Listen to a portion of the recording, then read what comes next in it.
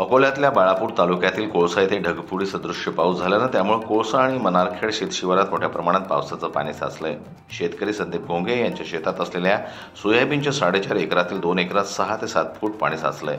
त्यांचं पीक आता पूर्ण वाया गेलंय। या पाण्यामध्ये चक्क शेतकरी आपल्या पाण्यात उतरून किती फूट पाणी आहे याच पाण्यात पोहण्याचं प्रात्यक्षिक दाखवत आहेत। तर लागूनच असलेल्या फारस वीज प्रकल्पाची राग बाजूला टाकल्यामुळे शेतातलं पाणी जायला रस्ता नाल्या नसल्यानं शेतकऱ्यांचं मोठं नुकसान झालंय। मनारखेड शिवारात येथे नंबर 103 आणि एक हेक्टर 19 इतकं माझं क्षेत्र आहे।